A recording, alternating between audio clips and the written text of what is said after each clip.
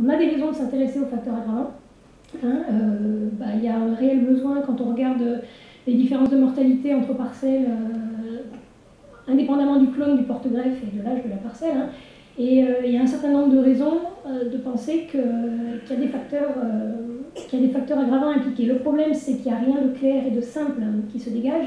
Et on s'est dit, plutôt que de continuer à avancer en aveugle, vu qu'on a quand même un certain nombre de connaissances sur le dépérissement, c'est l'ensemble de ce qui vous a été présenté aujourd'hui, est-ce qu'on n'a pas finalement assez de connaissances pour formuler des hypothèses, comprendre ce qui se passe, pourquoi un pied crevassé meurt, et du coup, en comprenant ce qui se passe, essayer d'intervenir, mais un peu moins en aveugle. Donc c'est ce que je vais vous présenter maintenant. On a commencé à travailler, alors j'ai oublié de dire que ce travail était en collaboration avec l'UMR Système Montpellier Supagro et puis les chambres d'agriculture, Hérault, Vaucluse et Drôme. C'est pas bon. Alors la question qu'on s'est posée, c'est pourquoi et comment meurent les cèpes crevassés. Et on a choisi de travailler en 3 étapes sur les 3 années du projet, 2008, 2009, 2010. Tout d'abord, comme je vous disais, plutôt partir sur une élaboration d'hypothèses liées à ce qu'on savait sur le syndrome. Et pour ce faire, on a utilisé une méthode assez codifiée, où on a interrogé des experts qui avaient des connaissances plus ou moins en lien avec le dépérissement glaciaire, à qui on a fait passer une enquête, à qui qu'on a interrogé pour qu'ils nous formalisent leurs hypothèses.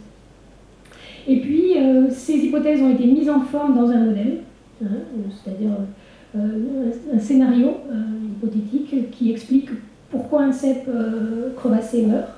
Et puis évidemment, comme toute hypothèse, ensuite, dès la 2e année, on s'est attaché à valider ces hypothèses, et tout ça pour finalement, le plus tôt possible, si possible, en dégager des conséquences pratiques, aussi bien en termes de facteurs aggravants. Quels sont-ils ces facteurs aggravants, et puis est-ce que ça débouche sur des pistes à creuser pour les parcelles en place. Alors c'est le plan que je vais suivre dans cet exposé. Alors voilà les hypothèses rapidement résumées. À un certain moment dans la vie du cèpe crevassé, les crevasses s'aggravent. Donc je suis volontairement flou, on n'a pas toutes les connaissances pour les poser, les hypothèses. C'est-à-dire que la sève descend peu ou plus. Donc là je fais juste une parenthèse par rapport à ce qu'Anne-Sophie vous a présenté ce matin. Quand elle vous a présenté les symptômes de rougissement avec la coupe de feuilles et les amyloplastes en accumulation, etc., c'est aussi la conclusion, l'hypothèse qu'elle avait formulée pour expliquer ces accumulations de composés phénoliques et d'amidon dans les feuilles. Donc on part également de cette hypothèse. Suite à ce blocage de redescente de la sève élaborée, les sucres, on va dire essentiellement les sucres, s'accumulent dans les parties aériennes qui rougissent. Donc ça c'est le témoin de ce blocage. Et puis, à partir d'un temps, je suis volontairement flou là aussi, le cèpe meurt. Et là, 2 hypothèses possibles. Soit il meurt d'un défaut de réserve racinaire. Donc là, je précise aussi pour ceux qui ne sauraient pas que les racines, c'est le compartiment principal de stockage des réserves. Donc c'est essentiel pour les réserves énergétiques de la plante. Ou le cèpe meurt parce que les bourgeons ne peuvent redémarrer. C'est simpliste, mais c'est... Voilà. C'était les 2 possibilités. Qui d'ailleurs peuvent être conjointes. On peut avoir les 2.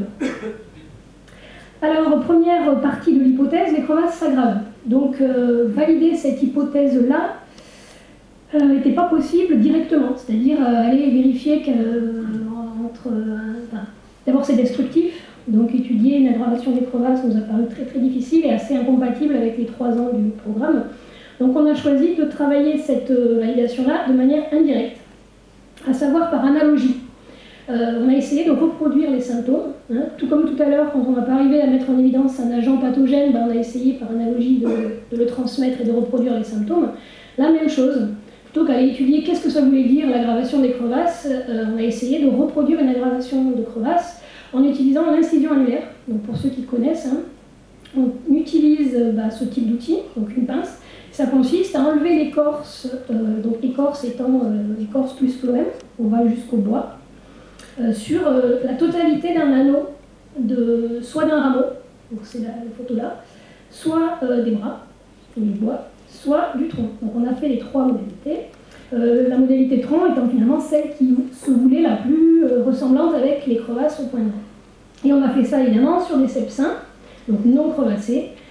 Et on avait la chance d'avoir ces cèpes sains à côté de rangs de clones sensibles. Donc on avait des cèpes dépérissants du même âge dans la même parcelle. Et qu'est-ce qu'on a observé? On a observé ce type de résultat-là. Donc à savoir, les cèpes incisés ont rougi visuellement exactement de la même manière qu'un cèpe dépérissant. Donc quand on passait dans les rangs, on pensait spontanément que c'était un cèpe dépérissant. Et ils ont rougi également sur la même extériorisation en termes de temps, c'est-à-dire que l'incision, on l'a faite à peu près au mois de juin, à l'époque du grossissement de la baie, et puis les rougissements sont apparus début septembre, enfin exactement comme sur la parcelle dépérissante à côté. Et puis par ailleurs, on a fait d'autres mesures qui ont permis de mettre en évidence qu'on avait bien une accumulation de composés dans le feuillage des cèpes rougissants, à la fois sur les cèpes qui avaient été incisés, mais aussi sur les cèpes rougissants dépérissants juste à côté. Donc ces deux observations, couplées à celle d'Anne-Sophie de ce matin, permettent quand même d'avancer avec une certitude assez bonne que les crevasses agissent en bloquant la redescente de ces vélabois. Alors, deuxième partie de l'hypothèse, celle qui concerne les raisons de la mort des cèpes. Alors, pour la partie réserve, on a travaillé en suivant tout simplement les cèpes qui mouraient sur 2 hivers, donc 2008, 2009, 2009, 2010, sur 5 parcelles différentes. Et ce qu'on s'est aperçu dans un premier temps, qui peut avoir l'air finalement évident aujourd'hui, mais qui n'était pas au départ, c'est que tous les cèpes qui sont morts, tous, étaient chétifs l'année d'avant. Donc peut-être que certains d'entre vous en sont persuadés, il y a des vignerons qui tous les automnes coupent leurs cèpes chétifs systématiquement, mais nous, dans la trentaine d'experts qui avaient été interrogés, on n'était pas capable d'affirmer avec certitude que la mort ne touchait que des cèpes chétifs. Donc ça, c'est un résultat qu'on a obtenu. Et quand sur ces cèpes qui sont morts, on prélève des racines et qu'on dose les réserves, on s'aperçoit de ce type de résultat. Vous avez là l'exemple d'une parcelle. Donc 15 jours après débourrement, on a prélevé les racines sur les cèpes qui étaient morts, donc il n'y avait pas débourré. Donc c'est ceux qui sont en rouge. Et puis on a aussi prélevé les racines sur ceux qui étaient vivants. Et on s'aperçoit que les réserves sont très faibles sur les cèpes qui sont morts. Donc je précise, au cas où vous ne l'auriez pas constaté, que le greffon peut être mort, on peut ne pas avoir débourré, le porte-greffe est toujours vivant. Le porte-greffe survit beaucoup plus longtemps et les racines étaient d'un aspect visuel normal. Ce n'est pas des racines qui étaient mortes, c'est clair. Deuxième partie de l'hypothèse bourgeon. Est-ce qu'on a un problème de bourgeon qui fait que, par exemple, l'accumulation de sucre dans le feuillage, des bourgeons qui seraient structurellement inaptes à débourrer? Donc ça, c'était relativement facile à vérifier. Donc sur ces mêmes 5 parcelles dont on a suivi les cèpes jusqu'à la mort, on a coupé des bourgeons pendant l'hiver, qu'on a mis là, comme vous voyez, dans des bacs pleins d'eau. En fait, quand vous mettez ça dans une étuve à 25 degrés pendant l'hiver, vous forcez le débourrement de ces bourgeons. Ça se fait très facilement. Et vous pouvez tout de suite voir les bourgeons qui débourrent, les bourgeons qui ne débourrent pas. A posteriori, quand on fait la lecture de ce qui a débourré et ce qui n'a pas débourré une fois que les cèpes n'ont pas débourré, enfin, c'est pas clair. Une fois qu'on est au débourrement et que les cèpes sont morts, donc on avait 17 cèpes qui n'ont pas redémarré en avril 2009, et bien ces 17 cèpes-là, quand on regarde comment ils se sont comportés pendant l'hiver précédent, ils débourraient. Donc regardez pas le détail de ce qui a débourré. Ce que je peux vous affirmer, c'est qu'il y en a la majorité des bourgeons de ces cèpes-là qui étaient parfaitement capables de débourrer. Donc on ne peut pas dire qu'on a des bourgeons qui ne sont pas fonctionnels. Les bourgeons sont fonctionnels.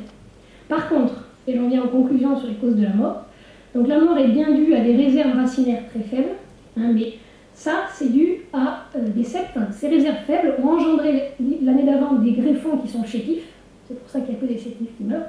Et quand je dis chétifs, c'est des rameaux de 20-30 cm qui sont mal adaptés, et qui ne sont pas du tout adaptés à passer l'hiver, et qui meurent de manière échelonnée au fur et à mesure tout au long de l'hiver.